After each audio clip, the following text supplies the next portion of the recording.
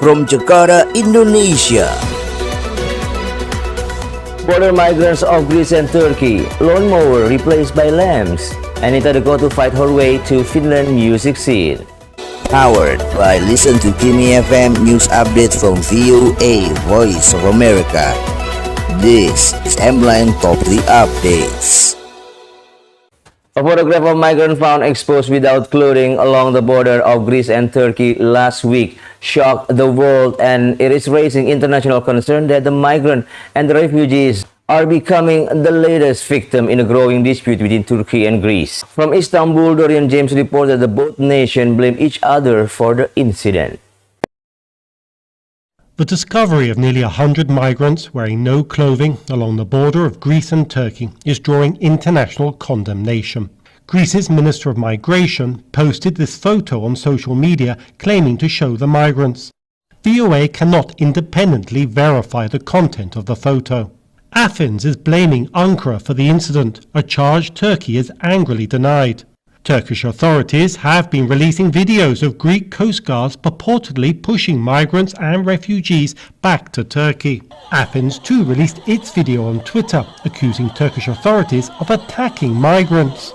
These people, because we're talking about people, about women, men and children, are trapped in a game, in a strategic game between Greece and Turkey, where Greece would accuse Turkey about what is happening and for not protecting its borders, for facilitating the work of smugglers, etc.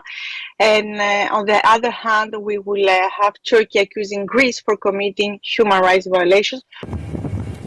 Tension between Turkey and Greece is escalating over a myriad of territorial disputes centered on the Aegean and Mediterranean seas.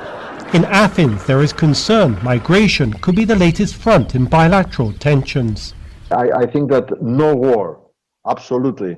But on the other hand, we could have some, hybrid, asymmetric episodes, probably with the case of illegal migration. 2 years ago, a migrant crisis along the border erupted after Ankara declared its border with Greece open to its 4 million refugees. Turkish President Recep Tayyip Erdogan, facing re-election by June 2023, is under pressure domestically amid growing public animosity towards migrants and refugees. What I see now is the politicization of the issue by the opposition parties mainly, and the instrumentalization of the refugee issue by the government in their relation with Europe. This is prompting Erdogan, experts say, to blame Europe and Greece for not sharing the refugee burden. But experts warn refugees will pay the highest price in this escalating diplomatic war. The only people who are losing in this journey are actually those asylum seekers or the people who want to actually have a better future for themselves. But trying to attempt the borders nowadays is definitely riskier than it was. Earlier this month, Turkey and Greece blamed each other for the deaths of migrants who drowned crossing to a Greek island from Turkey. The only thing both sides appear to agree on is that tragedy will not be the last. Dorian Jones, VOA News, Istanbul. Cory Shaddad is a shepherd who has made a business using the flock of the sheep for moving and lawn care services. VOA's Faiza El-Mazi talked with him in the backyard of Northern Virginia and has more on how the sheep are beneficial in making grass healthier and providing critical nutrients to the garden. All right, sheep. You guys ready to come out? Morning, sheep. Bye, sheep. Bye, sheep. I'm Corey Suter. I'm the owner of lambmowers.com and also the half owner with my wife of Suter's Glen Permaculture Farm. We're a 5-acre organic homestead. I bought the domain before we ever signed on the farm. It was something that I had envisioned. I had a number of different business ideas. I've always been someone who's very entrepreneurial. So this is your grazing area today. We got lots of work to do. So I am a shepherd. I've been caring for this flock and helping breed this flock since 2016. They are independent contractors of sorts. Looks like the young ones are ready to go. I had been practicing working with the sheep for 5 years here on my farm before I ever started bringing them out to other places. Cinnamon, you saying hi? This is Cinnamon the sheep. My kids name all the sheep. If you have less than 2 acres, we come out for a 2-hour grazing appointment.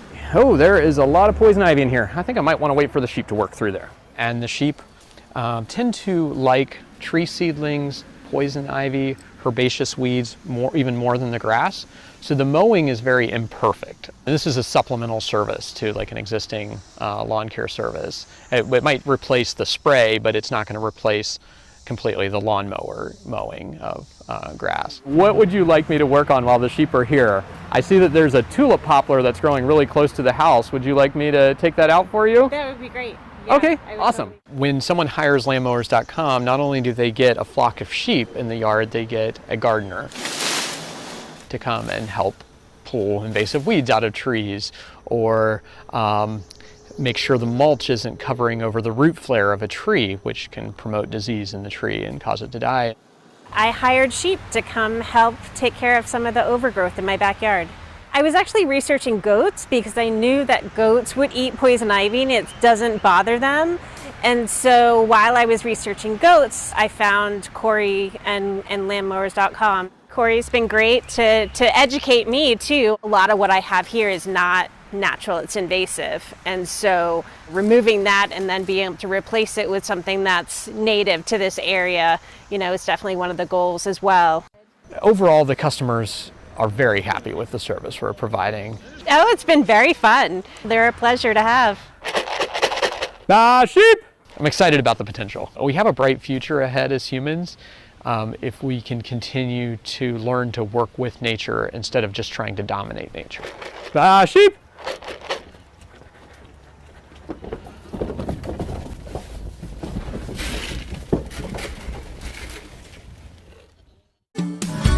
The Voice of America.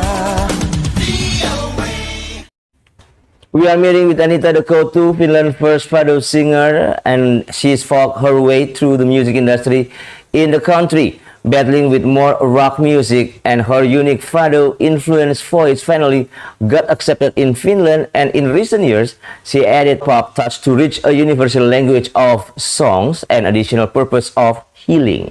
So at that time, you were at your 20s. Was it hard to be entering the industry in Finland at that time? Yeah, it was hard because I am very sensitive person, and I'm a healer. You know, I'm a healer as well. I do healing work. In the music scene in Finland was more like rock music, Yeah. and very, very like hard type of music. And I'm very soft person, so. Yeah, I did got some hits, but now I know all the right people, and my main goal is to do these healing concerts all over the world, not necessarily just for Finland. More of my conversations with the singer Anita De Coteau is available on Spotify under the podcast of Listen to Kimi FM, or you just can click to the link posted on my Instagram profile. It is Mirza_Wardana.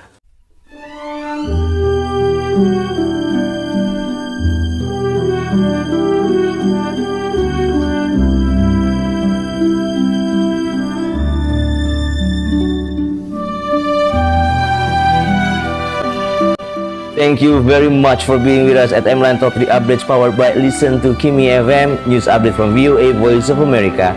My name, Mirza Wardana. Heart's is crystal clear. God